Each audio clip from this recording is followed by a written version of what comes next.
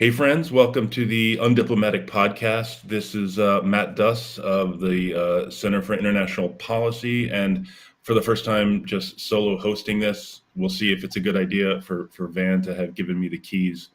We'll find out, I guess, along the way. But today we're just going to be talking about what's going on in Venezuela. Venezuela had a presidential election this past weekend. And I'm really excited to be joined by two great analysts here.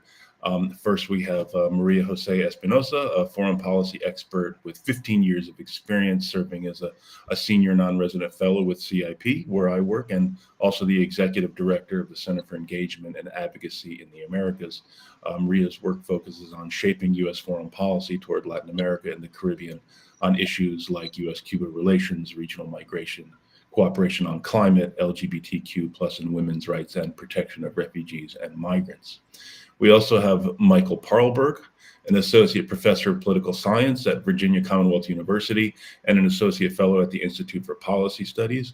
Michael's research focuses on Latin America, migration, and security issues.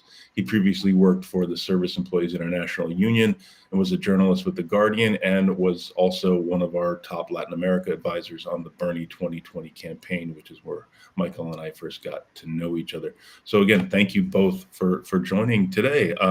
So Michael, you published a piece with CIP's Policy Journal today, just an analysis of the situation.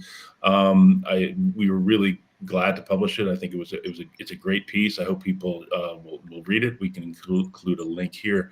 Why don't you just lay out what your analysis of what happened and where you think things are going? Sure. Well, it's been quite a week in Venezuela. The election, which had been scheduled rather hastily, happened on Sunday. It was between Maduro and his opponent Gonzalez, who is the official opposition candidate, but not actually the most popular opposition leader. That was Maria Corina Machado, who is a banned candidate due to her relative popularity. And why was she banned? Like what happened there? Officially, according to the Maduro government, it is for supporting sanctions on the country, such as the Trump era maximum pressure sanctions, and basically for undermining the Venezuelan economy. But really, it's because she was too popular.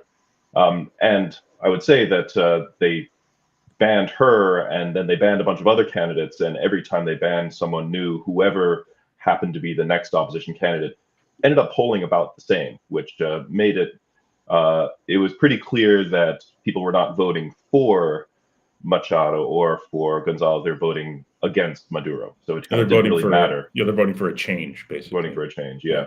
So there's a very strong anti-incumbent sentiment. Maduro has been in power for over 10 years. The economy has been in ruins for much of that time, partly due to government management, partly due to oil prices having tanked about a year into his presidency. Venezuela is a major oil-producing country, a founding member of OPEC.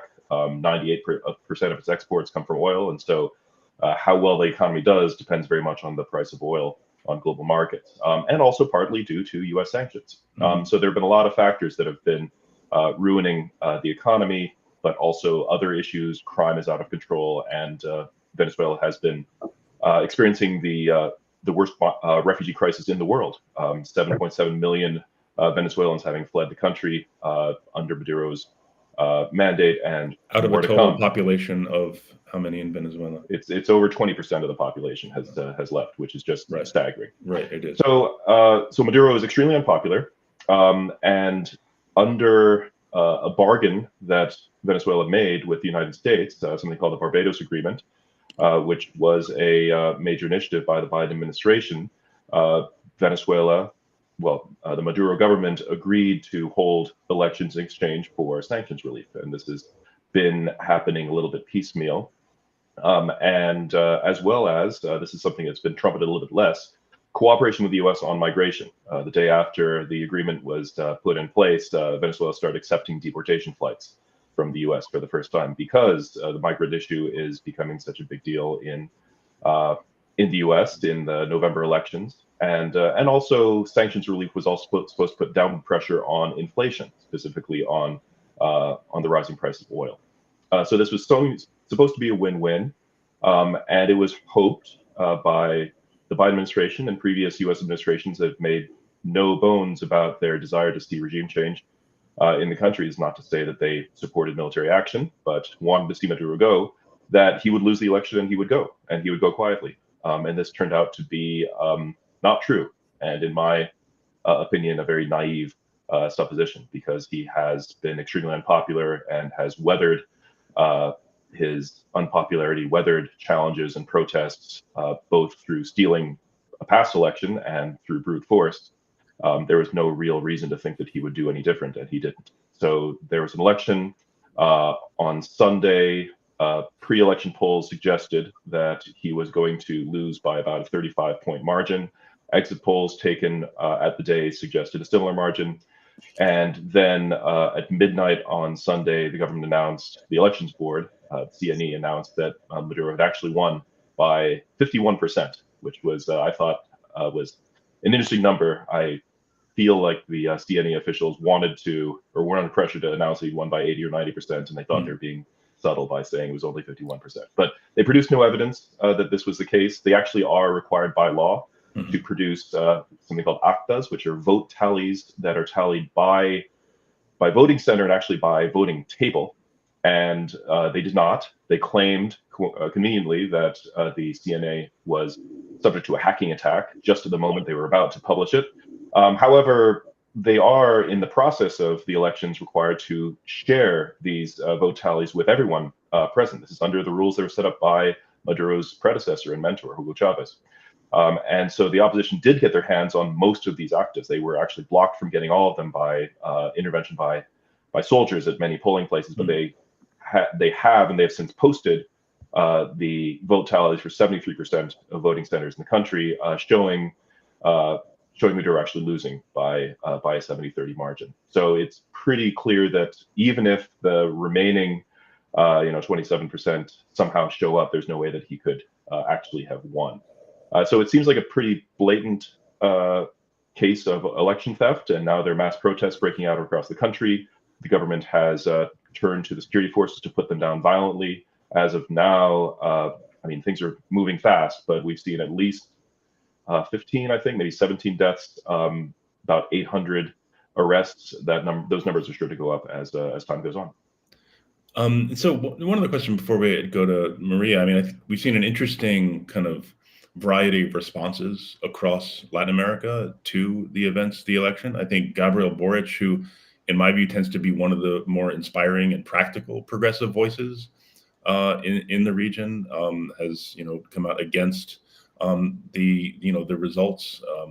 I was really interested and encouraged to see that President Biden's statement kind of referenced also Lula, so they have been kind of moving. I think it's a wise move to kind of try and move together with Lula in responding to this. What do you make of the response? In your piece, you mentioned some of the other countries, predictably, Cuba, that has hailed the result. Disappointingly, Bolivia has also kind of welcomed the result. What do you make of the different responses across the region? Yeah, the countries that have recognized let's just say the sham results are the closest allies of Venezuela.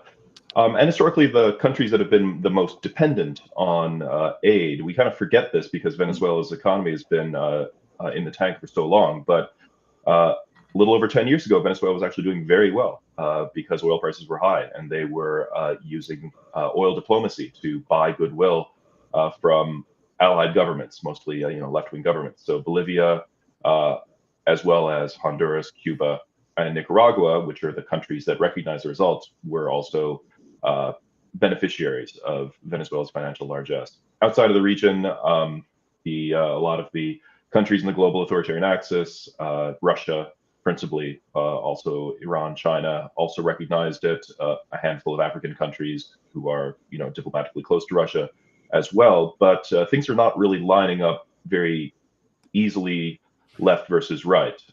As you mentioned, Lula in Brazil and Petro in Colombia, who've been two of Maduro's best most reliable defenders, not the most vocal defenders, but rather because their countries are more powerful and a little less isolated diplomatically, they've been willing to help Venezuela be a little bit more integrated into the world community more. They expressed skepticism. They didn't come out fully against it, but Right. they said they want to see the vote tallies. Right. And then people like there's a whole new generation of left leaders. You mentioned Boric in Chile, and then also Arevalo in Guatemala have also been skeptical and a little bit more willing to criticize Maduro and other allied governments. So there's a bit of a split. Obviously, the governments on the right have been much more vocal in condemning them. But this is all to say that this idea that there was a united front in Latin America that was behind Venezuela and spanned the left wing is no longer true.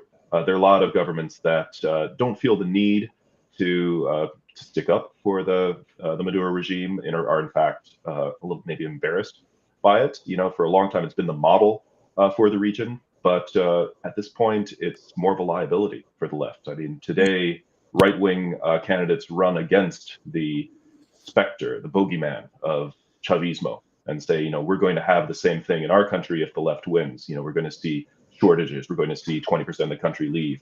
We're going to see runaway crime, runaway inflation, and a lot of you know, I would say more responsible leaders to the left don't want to be associated with that. So Maria, I mean, if you wanted to respond to any of that, please do so. But I also just curious, you know, from the work that you do on democracy movements in the region, on immigration, the whole range of issues. I mean, what do you think the impact here is? And how should progressives here in the U.S. be thinking about what happened over this past week as we go into the future? Yeah, I wanted to point at the international response, and I agree with Michael. We don't see the divide, and I have to say that the international community, including traditional allies of Venezuela, have responded and expressed skepticism about the vote count in different ways, and have demanded full transparency and verification of results. And I think we've seen unity around the ask. 7 countries were already expelled from Venezuela, including Argentina. The ask being show us the results. Show us the result. Yeah. You want, we need to see a result. Of course, there are internal divisions, and the main countries pushing for a negotiated solution apparently are Mexico, Colombia, and Brazil. But we're seeing also others that were expelled, and this is going to have significant implications for migration. We're talking about Argentina, Chile, Costa Rica, Panama, Peru, Dominican Republic, and Uruguay. I think Brazil actually was able to send Celso Amorim, who's President Lula's advisor, and he met with both sides in Caracas. Brazil, Mexico, and Colombia were supposed to issue a joint statement yesterday. Apparently, only Colombia issued the statement. And of course, there are different approaches to the kind of impartial or international verification of results. But I think it's important to note that they're still pushing behind the scenes, and they're threading the needle. The impacts for countries like Colombia, for countries like Brazil, of another Venezuelan exodus will be very important. And so I do think we need to observe what happens in the next couple of days. The U.S. is also supporting, as you said, President Biden spoke with Lula. And so there is a behind-the-scenes negotiation happening. Whether we're going to see results or not, it's to see. But I do think it's important that we don't see that divide, and we've seen sort of this unity, at least in asking for the results. We need to pay attention to Venezuelan migration. Michael just mentioned the numbers, and this migration movement adds to existing migration flows in the Americas, including migrants from Cuba, from Ecuador, from Haiti, from Nicaragua. We're talking about 20% of Venezuelans' population. And in the past 4 years alone, U.S. Customs Border Protection logged more than 720,000 encounters with Venezuelan nationals at the border. So this is going to have an impact also on the elections here in the U.S. if we see an exodus. The vast majority of the Venezuelan migrants, however, are in Latin America and the Caribbean. I'm talking about more than 6.5 million migrants. And so given the lack of an immediate way out of the economic and political crisis in Venezuela, it is expected that 2 million Venezuelans are going to migrate. in the coming weeks, months, by the end of the years. And so there are a few concerns and things we need to be paying attention to, and that the international community should be figuring out. This is going to put a strain on host countries. The political instability, it's going to have an effect and strain host countries like Colombia, Brazil, Peru. And these nations are hosting large numbers of Venezuelan migrants, and they are faced by added pressure on social services, healthcare, and employment. They have their own domestic issues. And so while Colombia will bear the brunt, this could turn into a serious political headache for the US. We also have humanitarian challenges. The surge in migration exacerbates humanitarian issues, and we are going to see host and transit communities impacted. UNHCR and IOM already report significant funding gaps, and so this could lead to inadequate support and increased vulnerabilities for migrants. We will also see that these diplomatic tensions can cause delays in consular processing and travel disruptions, affecting Venezuelans' ability to obtain the necessary documents they need, either to apply to a regular pathway in the region, but also to travel. And so this might leave thousands of migrants in legal limbo, and this increases, and it's proven, increases the risk of exploitation and limits access to very essential services. This will also put a strain on regularization and integration policies that, despite the challenges, they exist already in countries, again, like Colombia and Brazil. And it could put strains also in something that the Biden administration has been pushing for through the LA Declaration on Migration and Protection, which is international migration cooperation. Political tensions can create more tensions in terms of cooperation to manage migration.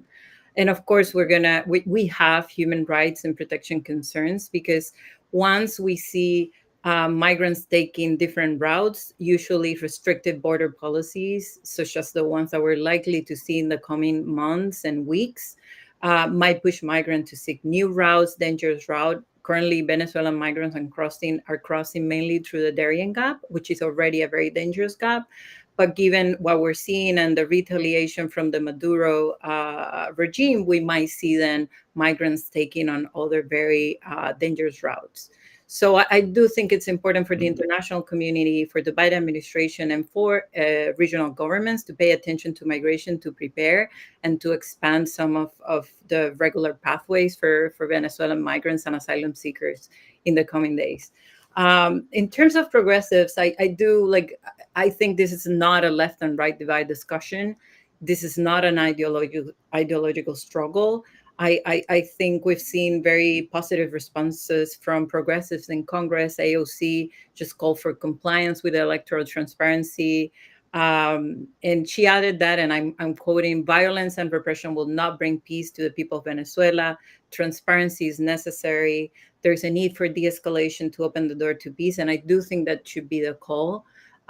This reminds me of positions on Cuba policy as well. Many and oftentimes we see this is a left or right divide, and we forget, and progressives sometimes forget, about civil society, and those are most vulnerable in those countries, impacted not only by U.S. sanctions and policies, but also by failed policies in those countries. And so I do think it is a time for progressive to rethink how they're looking at Latin America, and how we are trying to use this rhetoric of left and right that is no longer valid. So, Michael, in your piece, well, you said earlier, and you write in the piece, that the Biden administration's approach was, in your view, a bit naive. I mean, as I see it, it was maybe worth a shot. I mean, coming in, you had Trump's maximum pressure policy, which I don't think we need to argue the point here. I think we would all genuinely agree just does not tend to work. It's not a kind of a policy approach. It's more of just an ideological approach, right? It's as someone who focuses on the Middle East too, it's more of just like more pressure. And if that pressure doesn't work, that's only because you haven't applied enough pressure. It's kind of unfalsifiable. So I thought that the Biden administration backing away from that and attempting to get to an election, again, as I said, was worth a try. But if you could, help think through and devise a constructive approach, which I think you write about in the piece, going forward, what do you think that is? Right. I think everyone reasonable agrees that there needs to be a negotiated way out. Obviously, even Trump wasn't really serious about a military option, even when he said all options are on the table. That's just not realistic, and obviously it would cause more harm. I think the problem is that a negotiated approach requires a good faith negotiating partner, and Maduro was not that. And I think that the administration was a little bit naive about this prospect that he would simply accept a loss and go quietly into the night. And one reason is because he doesn't have incentives to do so. There's a big literature in political science about the pacted transitions in Latin America from the 1980s, where a lot of right-wing dictatorships left voluntarily, but only after being given assurances of their immunity from prosecution for human rights violations. And this, frankly, is something that would apply and should apply to Maduro and his cronies, and most especially to the armed forces, because they are the ones who really hold the power.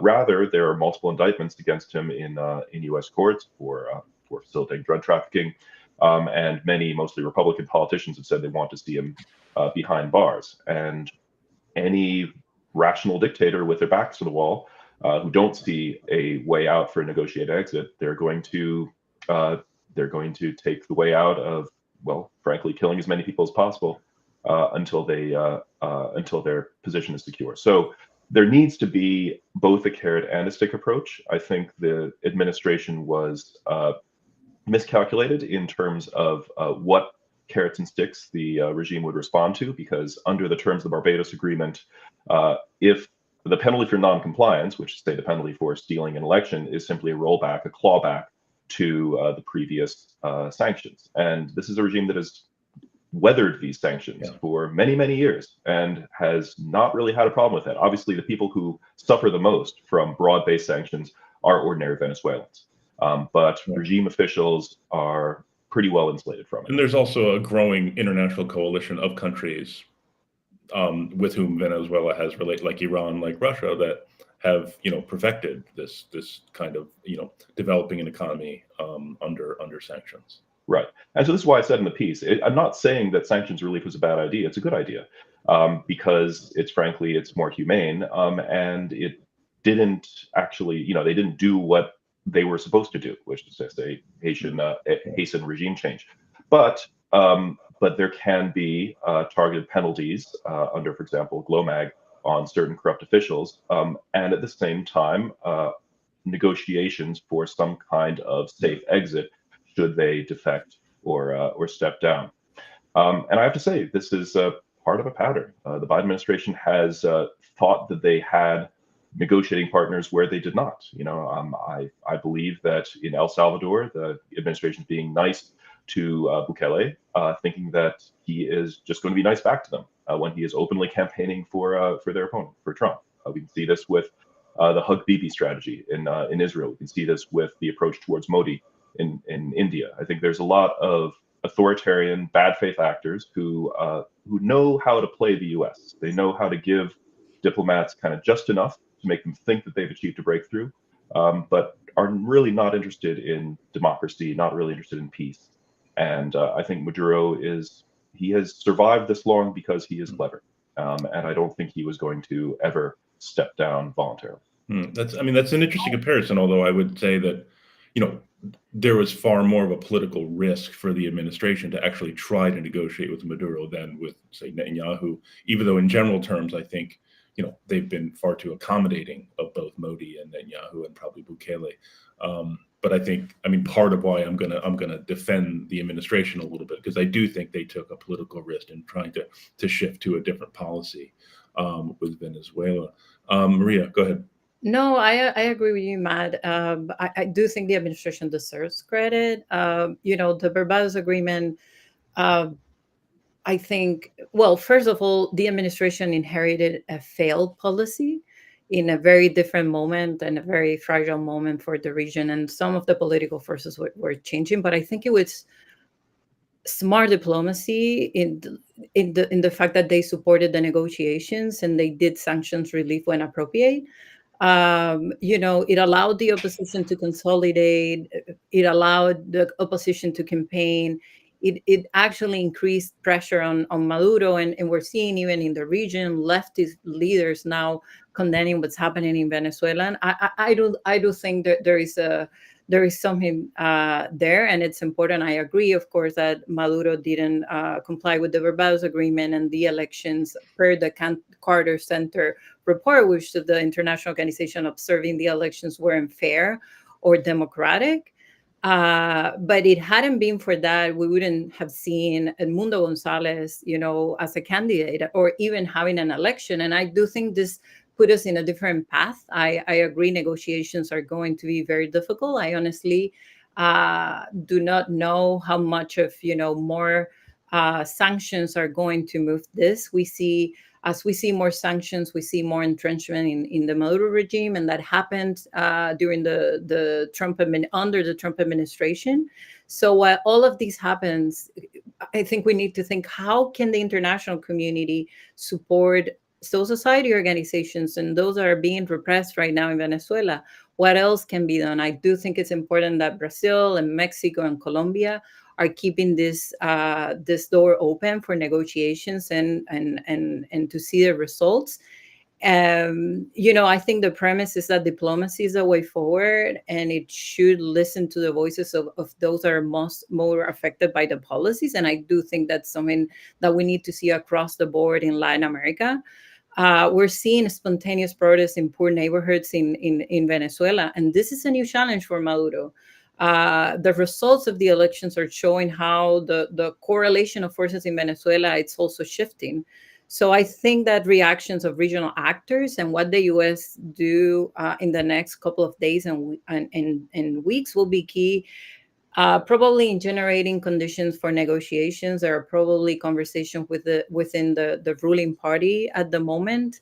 And so the Maduro ordered the electoral process basically to transfer to the Tribunal Supremo, to the Supreme Court, and that it's opening the space maybe for more negotiations. So I do think we need it requires diplomacy and engagement. The U.S. also needs to be careful in alienating other partners such as Brazil and Colombia, who are being key at the moment. And so I think this is uncharted territory, but we will need to see how the international community responds. And again, we need to care for those that are suffering in Venezuela right now. Yeah. So, Michael, back to you. I mean, it does seem to me, at the very least, having gone through this process of supporting elections, whether or not one thinks it was wise or naive, I think the U.S. has shown that we're not actually just trying to knock off the Maduro regime, even though I think everyone was clear that the United States would prefer if Maduro was gone. There's no question. But there was a process of trying negotiations and supporting actual elections. So it seems that there is some built-up credibility there. I mean, how should we use that now? I mean, what steps can the United States take? I mean, obviously, we don't need to be the lead actor here. I mean, I think working with countries in the region that have more influence, more credibility, and better relationships and deeper relationships inside the country. What's the move now?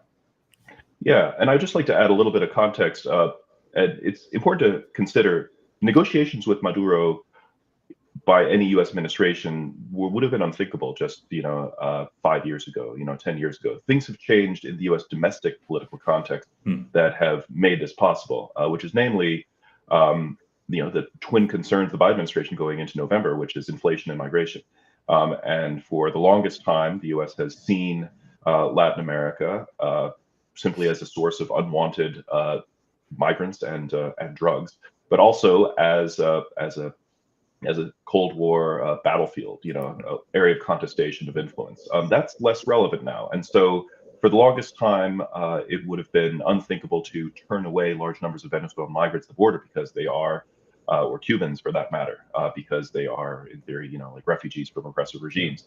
Now there's so much pressure to do something about migration that the administration had the political opening domestically to negotiate something that would resolve this, and which is to say that U.S. policy towards Latin America is being driven less by fear of communism, whatever that means, and more by fear of migration. And this reflects the shift from Florida being no longer a swing state and the Southwest being more of a swingy area. Although I do think, unfortunately, it is still in some ways a battlefield for a different Cold War, the new Cold War. But yeah, your point is taken. Go ahead. Yeah, but in terms of what the U.S. can do, frankly, the options are limited, and the U.S. shouldn't think that it can dictate, what is going on. I think that having a humanitarian approach, providing support for the people who are facing the brunt of the oppression right now is the most immediate need.